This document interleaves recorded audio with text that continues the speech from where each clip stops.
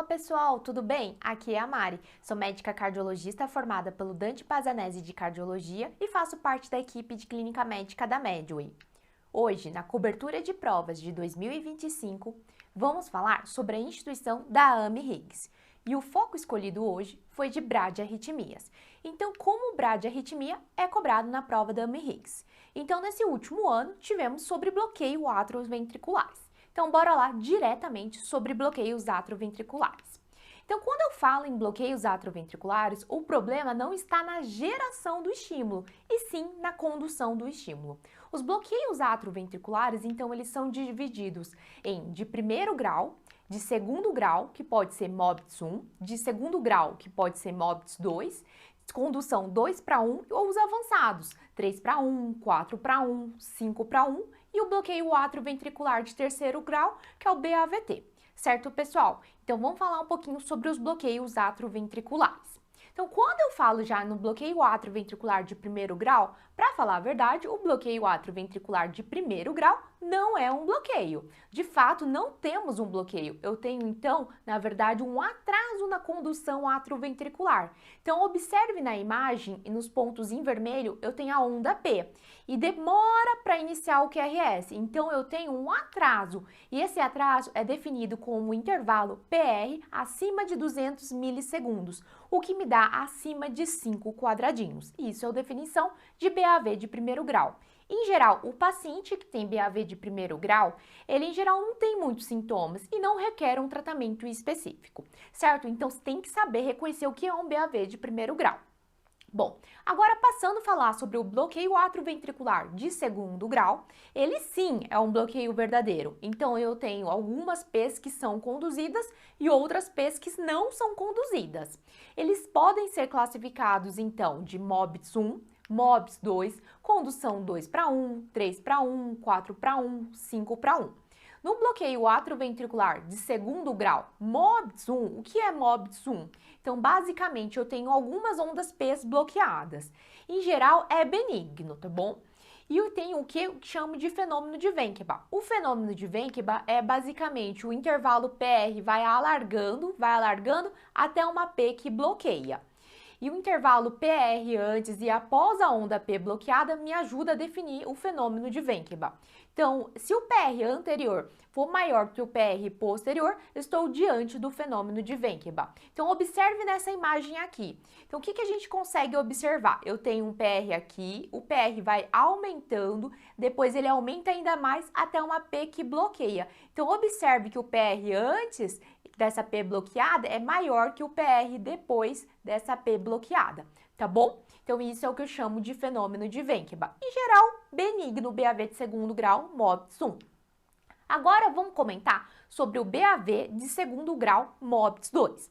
O BAV de segundo grau, MOBITS 2, é de repente uma P bloqueada, sem nenhum aviso prévio. Então, não vai alargando o PR, ele simplesmente tem uma P bloqueada. Então, é um bloqueio súbito e imprevisível. O RR é regular e não tem o fenômeno de Wenckebach, então não vai alargando o PR. Então, observe aqui nessa imagem. Então, ó, vamos começar aqui, nesse QRS. Eu tenho uma P, um QRS, uma P, QRS, P, QRS e do nada uma P que é bloqueada. Então, observe que não teve nenhum aviso prévio, não teve o fenômeno de Wenckebach. BAV de segundo grau, MOBITS 2, pelo menos em prova, quando falo em um paciente idoso, sintomático, geralmente tende a ser maligno, ok? E agora vamos tentar entender, para a prova de R3, vale a pena entender o conceito de BAV de segundo, condução 2 para 1. Para a prova de acesso direto era mais específico, mas aqui fica fácil entender.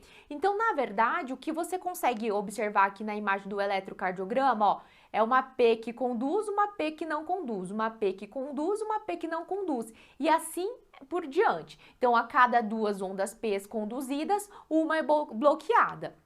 Não é possível definir se isso é benigno ou maligno. Eu falo que o BAV 2 para 1 pode ser benigno ou maligno. O que vai definir isso, em geral, é o estudo eletrofisiológico, consegue diferenciar. E vamos lá para o bloqueio atrioventricular total. O bloqueio atrioventricular total, observe aqui na imagem, então, eu tenho uma P aqui, daí do nada eu tenho uma P aqui, uma P no meio da T, então ocorre totalmente dissociação atrioventricular total.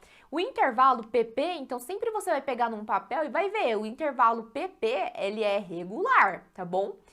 E o intervalo RR é regular também. A frequência cardíaca atrial é maior que a frequência cardíaca ventricular, tá bom? E a onda P não tem nada relacionado com QRS e pode, inclusive, cair no meio do complexo ou mesmo na onda T. Então, aqui nessa imagem, a gente consegue ver a onda P caindo no meio da onda T. E para a prova de R3, também vale pensar no conceito de FA com BAVT. O FA a gente não tem a onda P, mas a gente teria ritmo irregular. Então, se você pega um eletrocardiograma com FA de baixa resposta e o ritmo está regular, então pensa em BAVT, tá bom? Isso é importante. O que eu quero que vocês saibam para a prova da AMI-Higgs? Vocês precisam saber reconhecer o eletrocardiograma de BAV de primeiro, de segundo grau, MOBS 1, MOBS 2, 2 para 1 e BAVT. Dá uma olhadinha isso na véspera da prova para que vocês acertem as questões de bradiarritmias na AMI-Higgs. Certo, pessoal? Então vamos falar qual o foco? Vamos falar sobre cuidados pré-operatórios na AMI-Higgs. Como esse foco foi cobrado nos últimos 5 anos.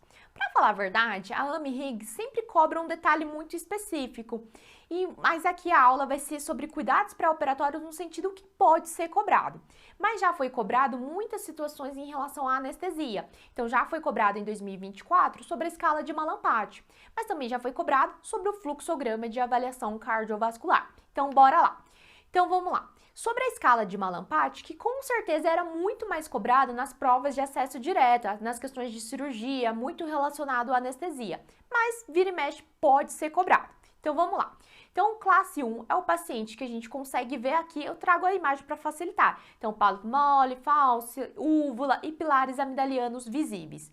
Classe 2 de Mallampati é o paciente no qual eu só consigo visualizar o palato mole, falso e úvula visível. Classe 3, palato mole e base da úvula visível. E classe 4, olha só como que eu quase não consigo visualizar, né? Então, palato mole é totalmente não visível, certo? Essa é a escala de Mallampati, que já foi cobrado sim.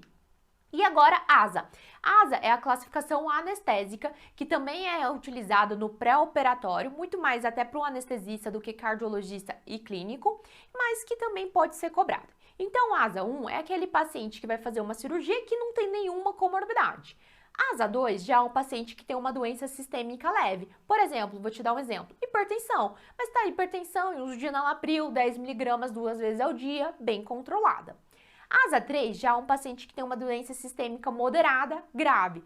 Exemplo, por exemplo, um paciente com obesidade mórbida, um paciente hipertenso mal controlado, tá bom? E ASA 4 é um paciente que tem uma doença, uma ameaça constante à vida. Exemplo, uma IC descompensada, tá bom? E ASA 5 é moribundo e ASA 6 é o paciente em morte cerebral. Essa classificação é decoreba, mas já foi cobrado. Agora vamos entender uma outra situação, momentos da cirurgia. É importante você entender se a cirurgia é de emergência, que precisa ser resolvida imediatamente em horas, de urgência, que pode ser resolvida em horas ou no máximo em alguns dias, eletiva, que pode ser resolvida em semanas a meses, ou uma cirurgia que eu digo que é time sensitive. O que é uma cirurgia time sensitive? Cirurgia time sensitive é aquela no qual é a eletiva, mas eu não posso esperar muito porque o tempo pode ser crucial. Por exemplo, uma cirurgia oncológica. Se eu demorar, essa cirurgia pode se tornar irressecável. Se eu demorar, esse tumor pode evoluir. Esse é o conceito de time sensitive. Além disso, eu preciso entender, além dos momentos da cirurgia, sobre o risco intrínseco da cirurgia. Então, independentemente do meu paciente, eu tenho o risco dessa cirurgia. Essa cirurgia, pelo menos em prova, eles vão dar os extremos. Ou é baixo risco, a exemplo de baixo risco, eu tenho os procedimentos endoscópicos, tipo RTU, endoscopia, colonoscopia, procedimentos superficiais, catarata, mama, procedimentos que são realizados ambulatoriais. Alto risco já é o extremo. A prova vai te dar questões mais esdrúxulas. Exemplo, um paciente vai fazer cistectomia total com reconstrução a Bricker. É um paciente que veio para uma cirurgia de urgência e emergência, vascular arterial. E cirurgia de risco intermediário, geralmente são as ortopédicas, são as endarterectomia. Então, a vascular arterial geralmente é alto risco, mas endarterectomia é de risco intermediário, tá bom? Certo, sabemos o momento da cirurgia, o risco intrínseco dessa cirurgia, eu preciso saber o fluxograma de avaliação cardiovascular. Então, a primeira pergunta que eu faço é, essa cirurgia é de urgência ou emergência? Porque se sim, não sou eu cardiologista, não é você clínico, não é ninguém que vai atrasar essa cirurgia. Então, a gente vai liberar, obviamente, a cirurgia com as devidas recomendações. UTI no pós-operatório, evitar anemia, evitar distúrbio hidroeletrolítico, nesse sentido. Será que eu preciso eletrotroponina no pós-operatório? Então, você vai acabar liberando. A segunda pergunta então observe, se não é de urgência ou emergência, é uma cirurgia eletiva. Esse meu paciente tem uma condição cardiovascular grave descompensado, angina CCS 13,4, IC classe 13,4, taquiarritmia descompensada, dor torácica de início recente? Se sim, eu adio a cirurgia eletiva e resolvo a condição cardíaca, tá bom? E a terceira pergunta não é de urgência ou emergência. Esse meu paciente não tem condição cardiovascular grave descompensada, então eu vou estratificar. Existem vários scores, várias calculadoras para estratificar o meu paciente. LI, ACP, EMAPO.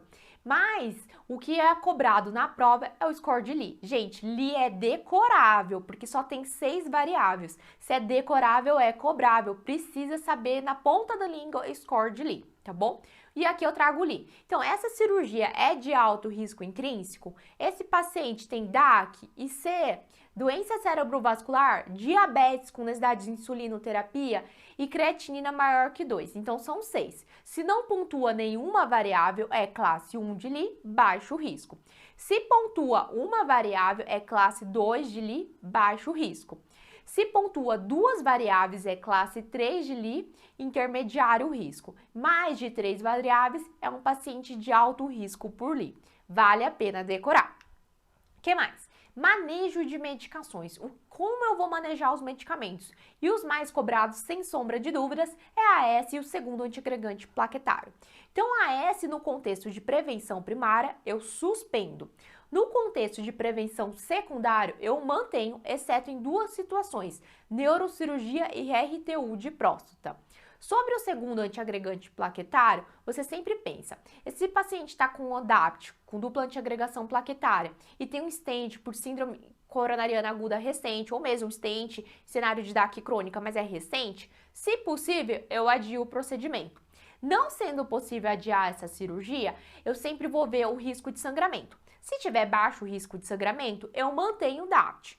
Não sendo possível adiar a cirurgia e tiver alto risco de sangramento, que em geral as questões estão nesse momento, tá? Você suspende o segundo antiagregante. E por quanto tempo antes? O prasugrel é 7 dias, clopidogrel é 5 dias e o ticagrelor é de 3 a 5 dias. E eu não falei aqui do AS, mas o AS, em geral, 7 dias também, tá bom? O que mais, gente? É isso que eu quero que vocês saibam para a prova da AMI Higgs, sobre cuidados pré-operatórios. Dá uma olhadinha sobre escala de Malampati, sobre asa, risco cardiovascular por LI tem que estar decorado, porque vai ser cobrado. Manejo dos antiagregantes de AS e de segundo antiagregante plaquetário. Aqui trago mais anestésico, escala de Malampati e asa, tá bom? E é isso. E o foco escolhido foi de morte súbita e parada cardiorrespiratória. Nesses últimos 5 anos, tivemos 2 questões sobre esse assunto e o foco foi sobre a CLS. Óbvio que nessa aula, que é focada para a AMI Higgs, não tem como conversarmos sobre todo o ACLS. O foco é como é cobrado na AMI Higgs. Então, bora lá. Então, epidemiologicamente, eu tenho que saber quais são os ritmos de parada cardíaca em ambiente extra-hospitalar, que o predominante é ritmo chocável, FV-TV. E no ambiente intra-hospitalar, que nesse caso é ritmos não chocáveis, a exemplo de AESP e a sistolia, tá bom? Epidemiologicamente é isso que pode ser cobrado. O que mais? ritmos de parada cardiorrespiratória. Eu trago aqui, primeiramente, os ritmos que são chocáveis, que devem ser desfibrilados. Então, o primeiro ritmo, que é anárquico, desorganizado, eu tenho o ritmo de fibrilação ventricular. Então, você observa que existe uma desorganização. Deu o ritmo de taquicardia ventricular, que pode ser monomórfica, de mesma morfologia, e polimórfica, de etiologias diferentes. São ritmos chocáveis. Sobre os ritmos não chocáveis, então eu tenho aqui nessa primeira imagem a ESP e nessa segunda imagem a sistolia. Óbvio que na aula de ACLS é tudo muito comentado detalhadamente, mas aqui bora direto. Uma coisa que pode ser mais específica para R3 é o ritmo de torsades, que é a torção das pontas, que é muito propiciado para o paciente que tem um QT longo, hipomagnesemia, hipocalemia. Torsades, se você vê um paciente com torsades, qual é a conduta? Sempre tem que pensar no sulfato de magnésio e a dose é de 1 a 2 gramas. E no paciente que está instável, com TV instável por torsades, ou então paciente em PCR, a conduta é desfibrilação. Mas atentem-se, eu falei TV instável, é desfibrilação, aqui não é cardioversão, tá bom? Sempre eu falo desfibrilação, certo? Bora para um outro tema que já foi cobrada na AMI Higgs em questão de RCP. Sobre PCR, paciente que desenvolveu uma parada cardíaca e tem COVID. Ele está pronado. Eu posso já iniciar a ressuscitação ou eu tenho que virar o meu paciente? Sim, eu posso realizar as manobras de ressuscitação cardiopulmonar em um paciente pronado. E observe aqui a imagem. Observe que as mãos estão sobre os corpos vertebrais de T7 a T10. Isso já foi cobrado. O que mais? As pás lateral ou então uma opção é ombro axila, de modo que então corra sobre o coração, obviamente, tá bom? E mais um tema, então PCR COVID já foi cobrado e mais uma população mais específica que é PCR em gestante. O mais importante de você saber sobre PCR em gestante é basicamente essa parte aqui. Eu tenho que é o seguinte, se nenhuma ressuscitação, retorno à circulação espontânea acontecer em 5 minutos, eu devo considerar uma cesariana de emergência, tá bom? Para preparar o neonato e chamar a equipe neonatal. Além disso, é importante vocês saberem sobre realização de deslocamento do útero para a lateral esquerda. Isso também auxilia nas manobras de ressuscitação cardiopulmonar em gestantes. E outra situação mais específica que pode ser cobrada na AMI Higgs é sobre os antídotos. Então, o paciente que está intoxicado por opioide, o antídoto naloxona. O paciente que está intoxicado por benzodiazepínico, o antídoto flumazenil. E o paciente que está intoxicado por beta-bloqueador, o antídoto glucagon. Certo, pessoal? É isso que vocês têm que ter um conceito desse foco na AMI Higgs. Então, bora lá. Então, vocês têm que saber epidemiologicamente o que é mais prevalente, PCR em COVID, PCR em gestantes, torsades e os antídotos. Certo, pessoal? Eu espero que vocês acertem as questões de morte súbita de parada cardíaca nas provas da AMI Higgs. Fala, aluno Medway, sou Igor Marinho, médico infectologista pela USP, e a gente vai seguindo a nossa cobertura de provas aí para o ano de 2025 com foco na ANRIGS. Vamos ver um dos temas que cai, costuma cair bastante em prova, HIV no adulto não gestante, que a gente teve na ANRIGS nos últimos anos. Nos últimos 7 anos, gente, 6 questões desses focos, tá? Desse foco específico HIV no adulto não gestante. Vamos lá, 2018, 3 questões, recorde, né? Tratamento de primeira linha, qual o esquema padrão para HIV no Brasil, evento adverso ao tratamento e neoplasias relacionadas a HIV.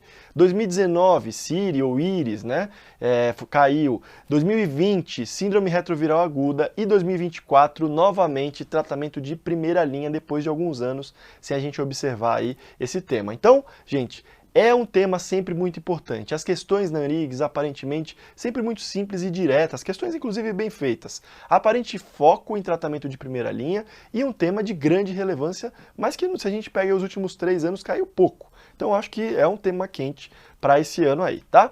Vamos lembrar de HIV, gente? Deixei um quadro aqui só para vocês relembrarem, de como fica a carga viral e a contagem de linfócitos TCD4, sendo o CD4 pretinho e a carga viral cinzinha, ao longo da infecção, O paciente se infectou nas primeiras 6 semanas, o que ele vai ter principalmente é uma carga viral muito estourada, com o CD4 que dá uma quedinha. Depois desse período de umas 6 a 8 semanas, a carga viral tende a cair bastante, a ficar mais controlada, e o CD4 tende a estabilizar.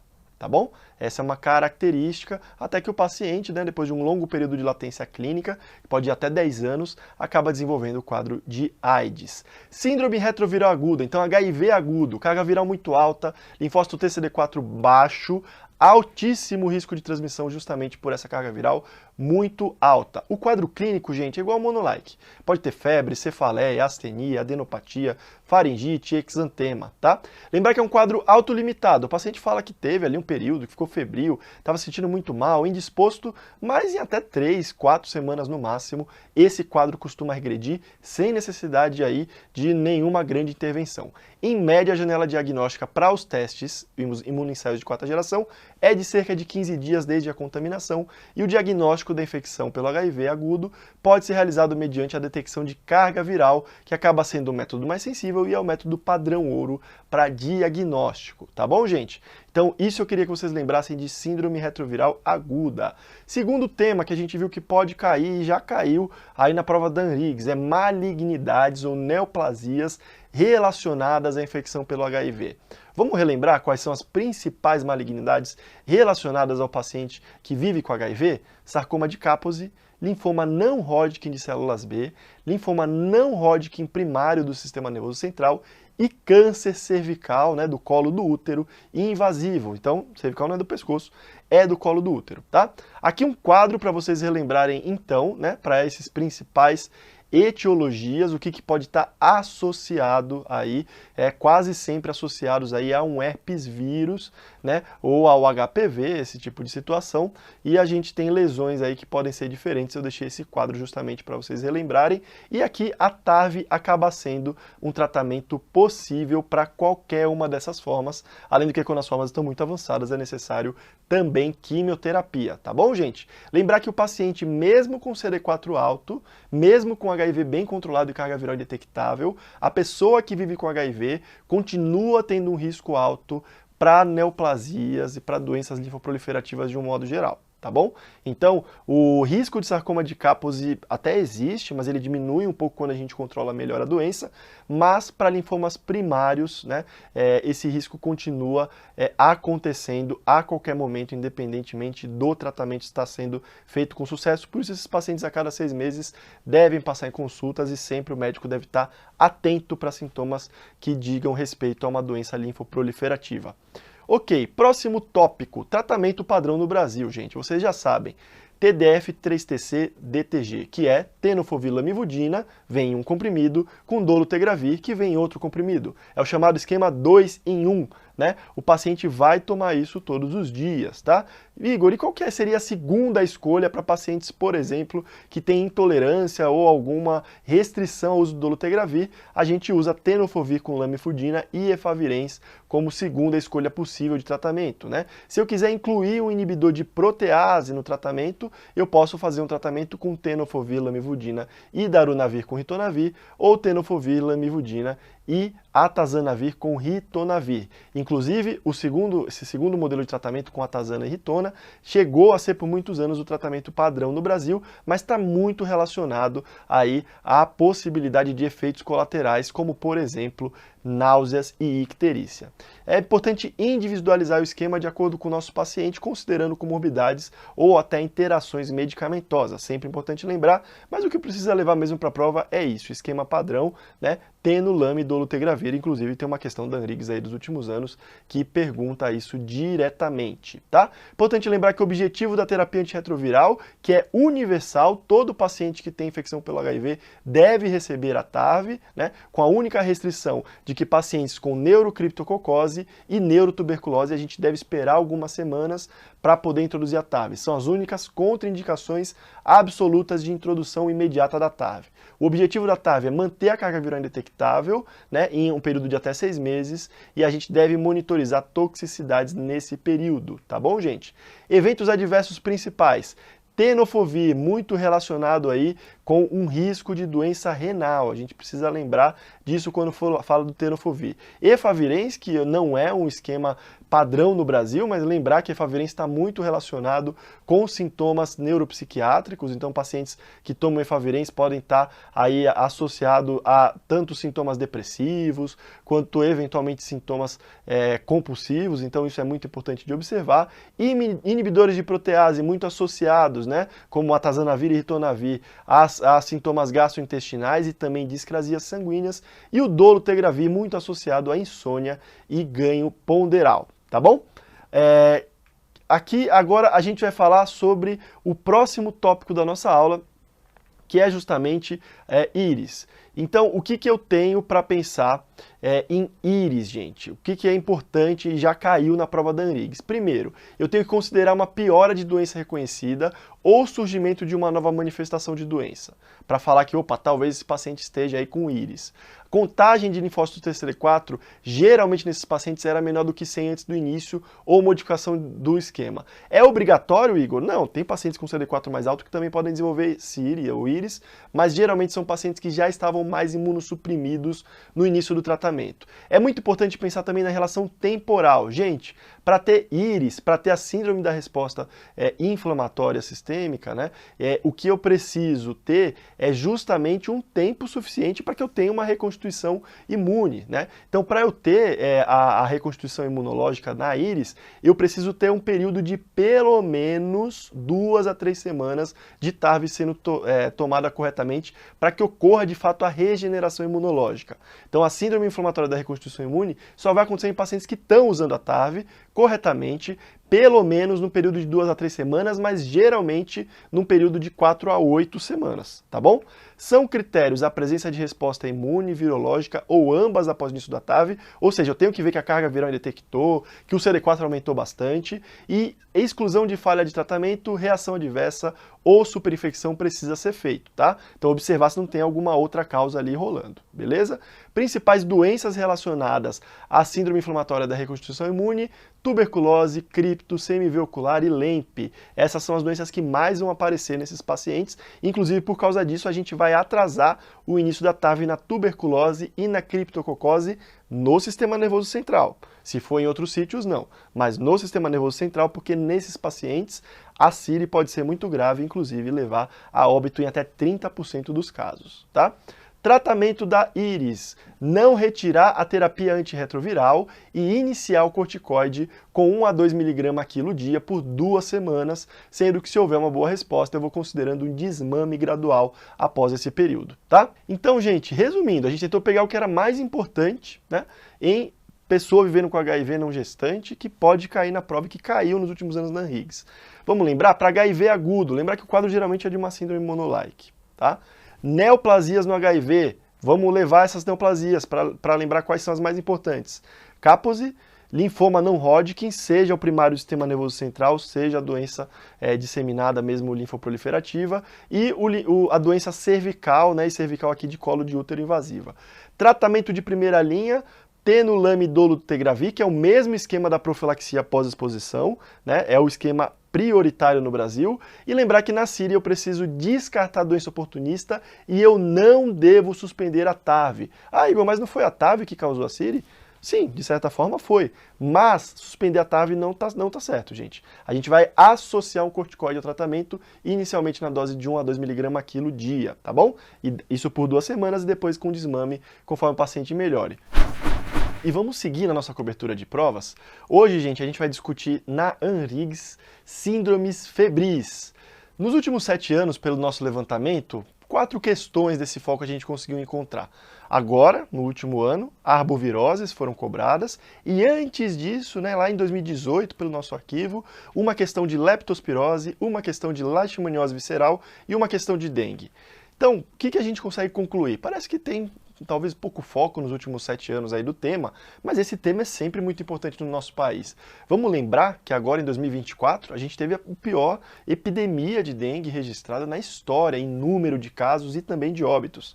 Portanto, acho que é um tema mais do que importante, não só para a ANRIGS, mas para qualquer prova. Vamos tentar lembrar desses detalhes então, tanto de lepto quanto laxe visceral, que já caíram anteriormente e podem cair de novo, mas também falar um pouquinho das arboviroses. Vocês têm aí diversas aulas de dengue que a gente já gravou, mas aqui vamos tentar levantar o que pode ser mais importante. Começando por leptospirose. O que é importante lembrar, gente? Quadro clínico nem sempre vai ser um quadro clínico gravíssimo.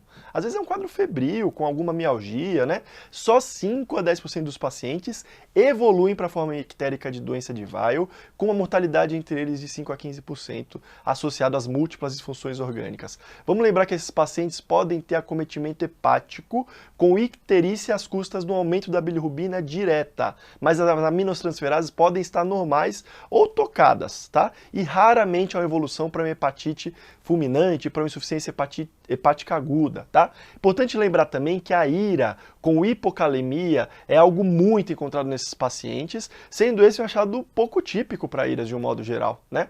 Então, quando a gente vê uma IRA com hipocalemia, quando a questão conta isso, vem a suspeita, leptospirose, tá? Terceiro dado importante é a possibilidade da hemorragia pulmonar, né? Então, a presença de sangramento alveolar, levando a síndrome de desconforto respiratório agudo, né? É uma apresentação rara, mas muito fatal. Além disso, alguns pacientes também podem evoluir com miocardite, tá? Então, aí, uma figura que pode cair em alguma das questões, né? Um paciente que chega ictérico desse jeito, que previamente era rígido, né? E vai apresentar todos esses sinais. Geralmente, gente, na questão de lepto, o examinador costuma deixar muito claro, te dá detalhes muito claros no enunciado de que esse é o quadro. Então, pelo enunciado, você fecha o diagnóstico, geralmente. Você fala, opa, isso daqui é lepto, tem IRA, né, com hipocalemia, tem icterícia rubínica na história clínica, tem aumento marcante de CPK que também pode aparecer, e tem uma hiperbilirrubinemia, mas com transaminases elevadas, mas não tanto, não são maiores que 500, opa, talvez seja lepto, né? Além, obviamente, do histórico de contato com água de chuva ou água de enchente. Lembrar que pacientes no tratamento com quadro leve podem ser tratadas com doxiciclina e para pacientes com quadros graves, o ideal é a penicilina cristalina ou ceftriaxone, tá? Então, gente, ceftriaxone ou penicilina para os quadros graves e para casos leves, a penicilina. Tudo bem? Resolvido o lepto, gente, acho que isso é o mais importante de relembrar. Leishmaniose, vamos lembrar? Lembrar que a leishmania, né, é o agente causador, né, o agente etiológico da doença, que pode ter as formas pró-mastigotas e amastigotas, e o mosquito é a possibilidade do mosquito palha, ou mosquito birigui, né, ser aí o principal transmissor. Vamos relembrar quem que é esse mosquito, o tal do lutisomia? Então, a leishmaniose visceral, fisiopatogenia, acabei de falar, né, mosquito lutisomia. O hospedeiro vertebrado é picado pelo vetor e infectado com formas pró-mastigotas, que são as formas que estão ali no mosquito, né? Essas formas penetram os macrófagos e se multiplicam, gerando no indivíduo que acabou sendo picado as formas amastigotas. Esses macrófagos vão morrer e as amastigotas caem na circulação, infectando novos macrófagos. O vetor, ele acaba, quando pica uma pessoa, o vetor que não estava doente, acaba se contaminando justamente por essas formas amastigotas que vão se transformar de novo em promastigotas no vetor, no mosquito lutisomia, no mosquito paleobirigui, e o ciclo vai se perpetuar. Qual é o quadro clínico, gente? Doença febril crônica, síndrome consumptiva associada, tá? Nesses pacientes é marcante a presença da esplenomegalia, os maiores baços da medicina, né? Geralmente isso vai estar acompanhado também de hepatomegalia. É aquele quadro clínico comum, não sei se alguém de vocês já viu algum caso de leishmaniose visceral, mas que você pergunta às vezes para o residente, para o aluno, conseguiu palpar o baço? Fala, não consegui palpar o baço. E por que não conseguiu? Porque o baço, gente, está na crista ilíaca. Né? O limite do baço chega aqui embaixo. E aí a pessoa palpa aqui em cima, né? E aí não consegue perceber nem a presença do baço e às vezes nem a presença do fígado, porque esses órgãos estão muito aumentados. Por uma ação na medula óssea, justamente da leishmania, os pacientes costumam cursar com pancitopenia. Isso pode ser identificado, às vezes, no enunciado da questão, como um paciente que tem palidez mucocutânea, sangramento gengival, epistaxe e outras pequenas manifestações hemorrágicas. Isso pode estar no enunciado da questão como uma dica. O marco da leishmaniose visceral, então, vai ser quadro crônico de febre, perda de peso e esplenomegalia de grande monta, tá? Sobre o tratamento, gente, bem específico, mas se por acaso cair, lembrar, né, que o tratamento vai ser feito ou com antimonial pentavalente, ou com anfo B lipossomal, isso se paciente com comorbidade, gestante ou imunodeprimido. Lembre-se que a anfo B lipossomal é menos tóxica, então vai estar reservada para esse grupo de pacientes, ou com anfo B desoxicolato, se hipersensibilidade ou falha ao antimonial, sem critério para anfo B lipossomal. O antimonial é o tratamento padrão. Lembrar também que se o paciente for transplantado renal ou imunossuprimido grave por outra causa, a anfo B lipossomal acaba sendo aí a droga de escolha. Entre as doenças febris, gente, um quadro para vocês lembrarem, né? Não dá tempo da gente conversar sobre tudo, ia passar a tarde inteira a gente conversando sobre isso, mas um quadrinho para relembrar de malária, que eventualmente pode cair, e também de dengue e febre amarela. E afinal, já que a gente está falando dessas arboviroses, aqui um quadro para tentar diferenciar o quadro clínico. Gente, o que é muito importante nas síndromes febris? Geralmente o examinador vai deixar claro, escarrado no enunciado o que ele quer. Se ele não fizer isso, a questão é mal feita, né? Porque essas doenças eu tenho que ter uma noção do que está acontecendo, de onde é a origem desse quadro febril. Importante na leishmaniose, geralmente um quadro mais crônico. Importante na leptospirose, uma epidemiologia relacionada ao contato com águas de enchente, tá? Importante nas arboviroses de um modo geral é lembrar que esses pacientes devem morar em áreas endêmicas, mas no Brasil, cada vez mais, né, todo lugar é área endêmica para arbovirose, então às vezes é difícil diferenciar, né, sem um exame laboratorial, a dengue da zika, da chikungunya, né? Então aqui alguns detalhes que podem favorecer um ou outro diagnóstico. Resumindo, para finalizar, o que tem particular na ANRIGS parece que é um tema que foi pouco cobrado nos últimos anos, mas sempre um tema muito importante. Lepto, lembrar que só 5 a 10%, 5 a 15% dos casos vão virar doença de Weill. A ira hipocalêmica é muito importante, que é um achado muito atípico, que pode acontecer também em quem usa anfotericina, tá bom? Só coloquei aqui como um detalhe para vocês lembrarem, mas acho que é algo que o examinador não vai comparar. Leishmaniose visceral ou calazar.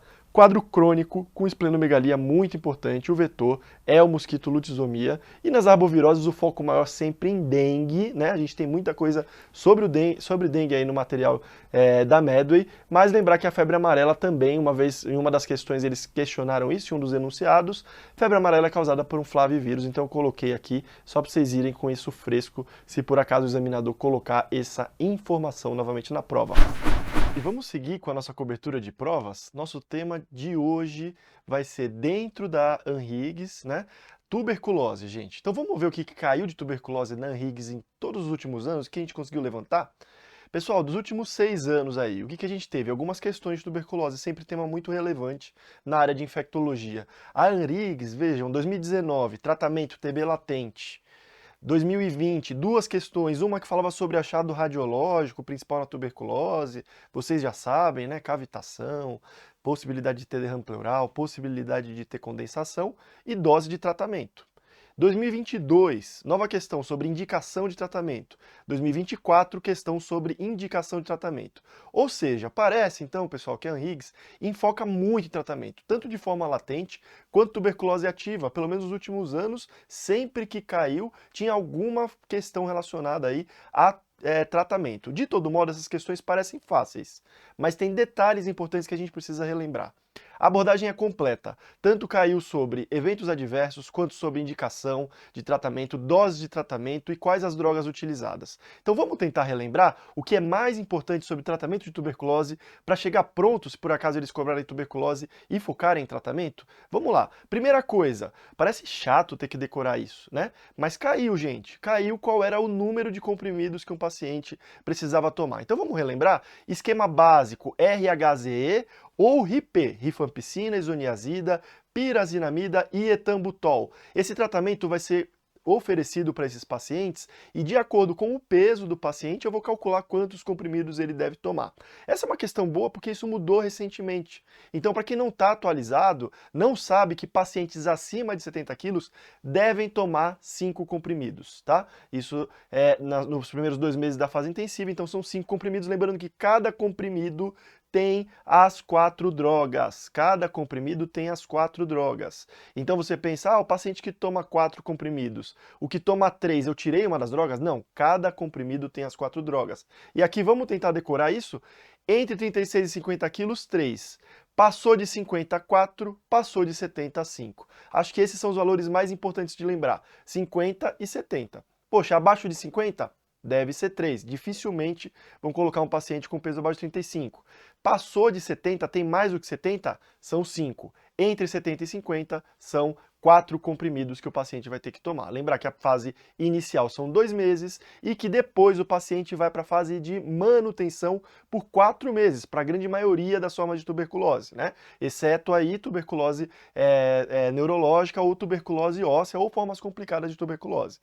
Aqui também, cada comprimido tem as duas substâncias, a rifampicina e a isoniazida, tá? E aqui também vai ter uma mudança conforme o peso, mas todas as provas, aqui eu não estou falando só da Anrigues, todas as provas vão focar na fase intensiva, vão focar no início do tratamento. Então eu não me preocuparia muito com essa tabela, mas sim com a tabela inicial da introdução do tratamento. Lembrar que durante o tratamento o paciente pode ganhar peso, então ele precisa ser repesado durante o tratamento para ver se é necessário mudar o número de comprimidos. Então foco na fase inicial do tratamento, tá bom, gente? Outro detalhe importante que cai bastante em prova. Qual é o evento adverso do esquema RIP? Vamos lembrar? Qualquer uma das 4 drogas pode causar intolerância gastrointestinal, tá? Mas a hepatotoxicidade é o efeito colateral mais comum. E você vai ter mais hepatotoxicidade nessa ordem aqui, pior.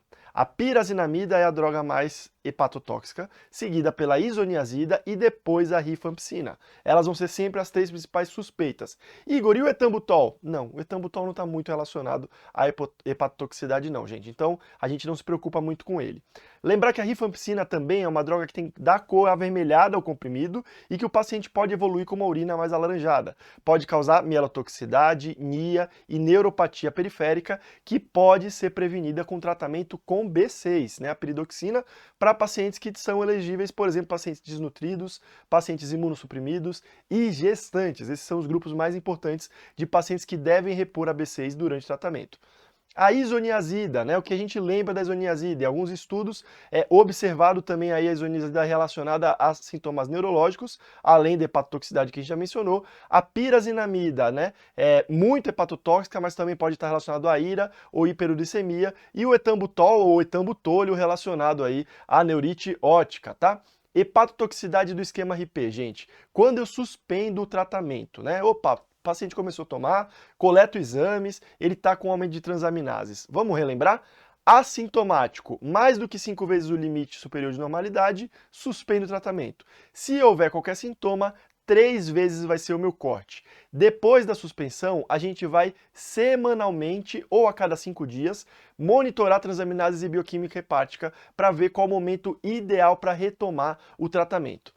Se as transaminases reduzirem abaixo de 3 vezes o valor do limite superior em até 4 semanas após a suspensão, o esquema pode ser reintroduzido de forma sequencial. Detalhe, por que até 4 semanas, Igor? Porque se passar mais de um mês e eu não tiver essa melhora, quando eu reintroduzir o esquema, eu considero uma reintrodução do zero, ou seja, eu reconto o esquema, ou eu considero principalmente um tratamento alternativo, considerando que isso pode ser muito tóxico para o meu paciente. Como eu reintroduzo? Se eu considerar reintroduzir, e a prioridade sempre vai ser reintroduzir o esquema padrão. Primeiro, rifampicina e etambutol, deixa passar um período entre 5 e 7 dias, recoleto os exames hepáticos, opa, tá tudo bem, tá mantido, tá bem, passo para a isoniazida, repito a mesma etapa e passo para a pirazinamida se continuar uma boa resposta, tá? Reintroduzimos então do menos hepatotóxico para o mais hepatotóxico e cada etapa deve respeitar esse intervalo aí de 3, 5, 7 dias para que eu faça a dosagem. O tempo de tratamento deve ser contado a partir do momento que o esquema completo foi retomado. Então, poxa, eu estava tratando um mês, eu comecei, recomecei, passaram 3 semanas, eu consegui reintroduzir o RIP de novo. Então eu retomo o tratamento a partir desse momento e as 3 semanas anteriores não vão entrar para o tempo de tratamento total do paciente, tá bom, gente? Eventos adversos. Então o que precisa saber, para vocês lembrarem, para não esquecerem nunca, pior, né? Pirazinamida mais hepatotóxica, seguida por isoniazida, depois rifampicina e a reintrodução vai vir justamente de baixo para cima, né? Começo com a rifampicina e o etambutol, depois a isoniazida e por último a pirazinamida, já que ela vai ser sempre a principal suspeita. Sobre ILTB, gente, sempre muita dúvida sobre ILTB, né? Primeira coisa que eu queria lembrar para vocês, em recém-nascido e pessoa vivendo com HIV, em algumas situações, independentemente de resultado de PPD e de IGRA, vai ter indicação de tratar ILTB, tá? E eu deixei aqui para vocês, né, para esses dois grupos de pacientes muito importante, quais são as situações em que, independente do PPD e IGRA, eu vou tratar ILTB. Leiam, levem isso para a prova. Importante, tá? Então, recém-nascido e HIV, tem situações que, independente do PPD e IGRA, eu vou tratar ILTB. Independentemente disso, levando em consideração agora o PPD e IGRA, quem precisa tratar ILTB? Sair do grupo necessariamente do RN e do grupo da pessoa que vive com HIV e vou olhar para todos os demais pacientes em que eu vou ter um corte de 5 ou de 10 milímetros de PPD, né, ou um IGRA positivo, além da possibilidade do aumento de 10 milímetros entre dois testes para considerar o tratamento.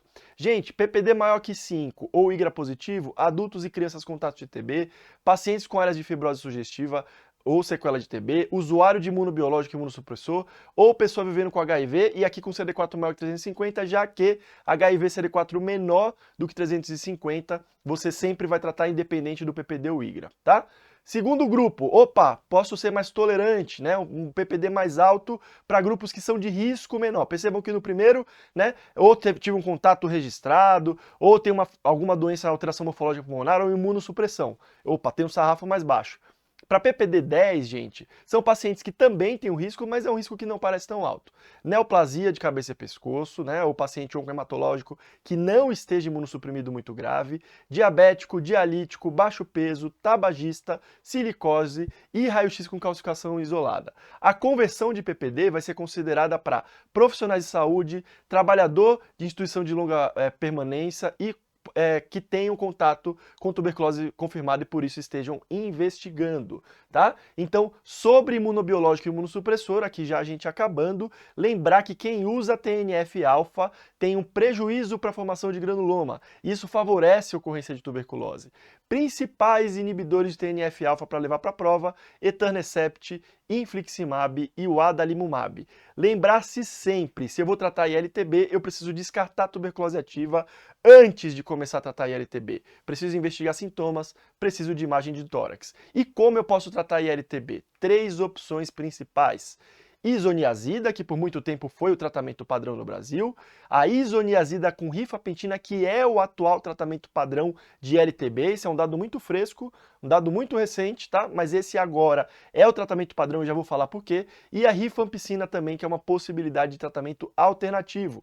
O esquema alternativo vai ser priorizado em hepatopatas, crianças menores do que 10 anos de idade, pessoas com mais de 50 ou intolerância aos outros esquemas. E o detalhe, esse esquema novo que eu falei para vocês, isoniazida rifampicina, ganhou grande destaque. Por quê? Justamente porque eles são de 12 doses. São 12 semanas, uma dose por semana, o que facilita, favorece o tratamento, tá? Resumão, gente, o que tem de particular parece um foco muito em tratamento em todos os seus aspectos. Indicações de tratamento, né? Então lembrar do esquema básico sempre vai ser a prioridade. Número de comprimidos com aí o corte para 70 e 50 quilos, acima de 50, 4 comprimidos, abaixo de 50, 3, acima de 70, 5, entre 50 e 70, 4 comprimidos. Eventos adversos, lembrar da hepatotoxicidade e do pior, né, na ordem de hepatotoxicidade, e LTB, lembrar da rifampicina e isoniazida como esquema preferencial e dos inibidores de TNF. Oi, pessoal! Raíssa, professora de dermato aqui da MED, fazendo parte aí da clínica médica junto com vocês nessa cobertura, nessa reta final de provas. Nessa cobertura final, pessoal, a gente quer saber o que cai na ANHIGS, né? Então, as doenças infectoparasitárias que caem na ANHIGS, com acometimento dermatológico. Então, nos últimos anos, a gente teve 2 questões em 2024 sobre hanseníase e eritema multiforme. Vamos ver como é que eles cobram? A gente vai falar das 2 doenças aí. Então, hanseníase, pessoal, o que eles querem saber? Primeiro, eu vou elencar aqui as 4 formas, tá? Com as imagens já.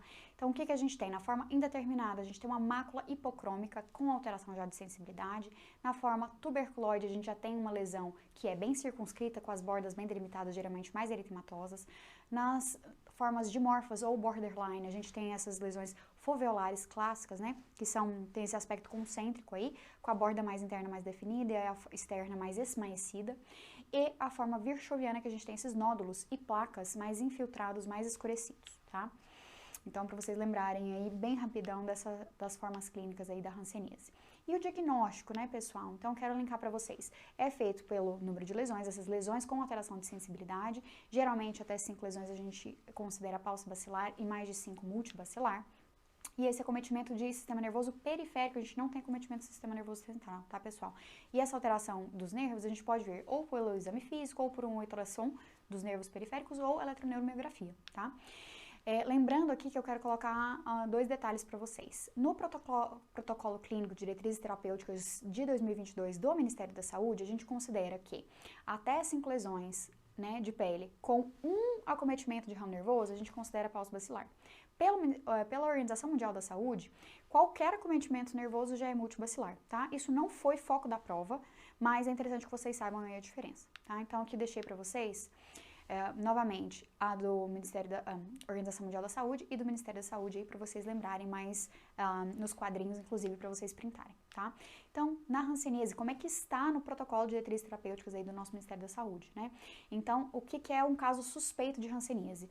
Quando a gente tem manchas hipocrômicas ou avermelhadas na pele, com perda ou diminuição da sensibilidade nessas manchas, dormência ou formigamento nas mãos e nos pés, dor ou hipersensibilidade nos nervos, edema ou nódulos na face e ou nos lóbulos auriculares, ferimentos ou queimaduras indolores nas mãos e nos pés, porque a gente tem aquela perda de sensibilidade. Então, esse é um caso suspeito de hanseníase. Tá, Raíssa, mas quando a gente tem um caso definido, né? Quando é que a gente, de fato, define um caso de hanseníase? Quando a gente tem um ou mais dos seguintes critérios. Então, os critérios: lesão ou área de pele com alteração de sensibilidade térmica, dolorosa ou tátil, espessamento de nervo periférico associado a alguma alteração sensitiva, motora ou autonômica, ou a presença de Mycobacterium leprae confirmada na baciloscopia ou no esfregaço intradérmico ou na biópsia de pele, tá? E o que a lesão queria? Que vocês, qual que era o critério que eles tinham colocado na alternativa? A detecção de bacilos, álcool, ácido resistentes no exame de pele ou nervos, tá? Então essa era a alternativa correta da questão. Então, deixando aqui para vocês um resumão da dermato, o que cai na Higgs, né? Eles querem saber o diagnóstico de hanseníase, vocês sabem dizer quais são as lesões, né? Qual o quadro clínico de cada um dos subtipos, essas alterações, o diagnóstico de fato, então um ou mais desses 3, e o tratamento eu trouxe aqui, não foi cobrado, pero como, né, caiu, é bom que a gente saiba. Então, a poliquimioterapia com rifampicina, clofazimina e dapsona, tá? Nos paucibacilares a gente faz por 6 meses até 9 meses, podendo estender o tratamento até 9 meses, e nos multibacilares de 12 a 18, podendo estender até 18. Combinado? E eritema multiforme, gente, o que a banca quer que vocês saibam? Essa lesão em alvo clássica que tem essa região aqui central, pode ser uma bolinha ou uma pápula eritematosa, tá? Mas já vamos falar sobre isso. Então, essa lesão em alvo, são essas 3 áreas, né, que a gente vê ali. Geralmente, a região mais central, um círculo concêntrico periférico e uma borda ali mais eritematosa. Então, a gente tem essas lesões cutâneas, que podem ser também mucosas, pode acometer qualquer idade, e na grande maioria das vezes é desencadeado por lesões, por infecções virais, e o mais comum é herpes simples, tá? Em menos de 10% estão associados medicações. O paciente geralmente está clinicamente bem, tá? E o tratamento, geralmente, a gente é autolimitado. O paciente regride, né? As lesões regridem em mais ou menos 2 semanas. Se recorrente, a gente pode considerar a supressão de herpes simples, tá? E se associado à medicação, obviamente, a gente suspende. Então, essas lesões em alvo começam pelas extremidades, pode ser simétrico, né? Centrípeto. Geralmente são lesões assintomáticas ali, ou com um pouco prurido, alguma queimaçãozinha leve, nada demais.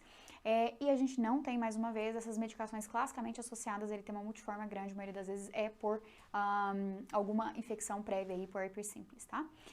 E a associação, o diagnóstico deve ser feito aí pelo esse aspecto aqui da lesão, que é a lesão em alvo clássica. Então, deixei aqui mais um resumão para vocês, tá? Então, mais uma vez, desencadeado principalmente por infecções virais, mas em menos de 10% dos casos pode ser medicamento. E quando é medicamento, que as provas cobram geralmente antibióticos, só para vocês saberem. Mais ou menos 10 dias ali após a infecção viral, ou às vezes uns 7 ali após a medicação. Clinicamente bem o paciente, pode acontecer em alguns poucos casos dele estar num pior estado geral, mas geralmente a gente faz esse diagnóstico pelas lesões em alvo, que é a característica clássica do eritema multiforme, tem que ter isso em mente, tá, pessoal? Como eu falei, o quadro geralmente é autolimitado, regride, tem a tendência a regredir, mas se for recorrente, a gente pode aí fazer uma supressão do vírus da herpes, tá? E considerar sempre medicações, sempre pensar nisso e, se for o caso, suspender. Estamos juntos até o final, vamos lá, reta final de prova. Hoje nós vamos falar da Anhiggs e quais dermatoses na Anhiggs que a gente vai comentar hoje, que é o que caiu na banca psoríase, focada aí na parte do tratamento. Mas como é que a psoríase foi abordada? De qualquer forma, eu vou fazer um apanhado geral aí, trazendo um pouquinho aí a questão clínica, é bastante relevante pra gente sempre. É uma doença frequente, monomediada, existe uma predisposição genética, alguns gatilhos ambientais que fazem com que essa doença, de fato, aflore em algum momento ali da vida. As placas são bem eritemato-descamativas, como a gente pode ver aqui nessa primeira imagem, em algumas localizações bem típicas, como umbigo e região lombo-sacra, né? E aqui dá pra ver bem essa descamação prateada, argentafim, que a gente comenta, tá? Então, como eu falei pra vocês, a psoríase em placa é a forma mais comum, que mais aparece tanto na prática clínica quanto nas provas para vocês. Essas placas eritemato-descamativas bem definidas que eu mostrei nas imagens, geralmente assintomáticas. Por que eu coloco geralmente? Porque não é como por exemplo, no dermatite atópica, que o prurido é tão predominante e tão relevante que ele é critério diagnóstico para a doença, né? Então, na psoríase a gente pode sim ter um pouco de prurido, um pouquinho de queimação, uma sensibilidade ali no local, mas não é algo que impacta tanto, tá? Apesar de que o quadro clínico, de fato, impacta, né, na vida do paciente, enfim, toda a questão social, inclusive. Localizações principais, superfícies extensoras, geralmente de forma simétrica, tá? Na região lombar, couro cabeludo também couro cabeludo, palma e planta, são regiões também bastante cometidas. Os tratamentos aqui, então, que a banca pediu para vocês, pessoal. Corticoide tópico, quando é tratamento tópico, né, principalmente nos quadros mais leves iniciais, a gente realmente faz bastante uso, tá? Geralmente mais de média alta potência, e a gente pode sim associar o calcipotriol, que é o quê? É um análogo sintético da vitamina D, tá? Então, já existem algumas formulações prontas que tem os dois ali na composição que ajudam bastante aí no tratamento tópico, quando a gente tem pequenas placas, quando é algo que é bastante, às vezes localizado, enfim, pontual, tá? Fototerapia a gente também lança bastante mão, então é algo que a gente gosta, principalmente para a região palmo-plantar, algumas fatores clássicos aí que eu já vou trazer para vocês. Então, por exemplo, a gente usa a pulva, né, com psoraleno, o VA com psoraleno, em fototipos elevados, quando a gente tem as placas bastante espessas e na psoríase palmo-plantar. E a gente usa o UVB, Narrowband, quando a gente tem um fototipo um pouco mais baixo, geralmente de 1 a 3, por aí. As placas são um pouco mais finas, geralmente na gestação, amamentação, que a gente não pode fazer uso aí de medicações sistêmicas, e em crianças acima de 7 anos. Os tratamentos sistêmicos, Raíssa, entram quando? Quando a gente geralmente tem um PAS, DLQI ou BSA. O que são isso? São critérios, né? São scores que a gente utiliza para fazer o acompanhamento desse paciente e por exemplo, DLQI é para analisar a qualidade de vida, o impacto dessa doença na vida daquele paciente. Então, quando a gente tem, geralmente, pontuações acima de 10, a gente já está autorizado a usar tratamentos sistêmicos, né?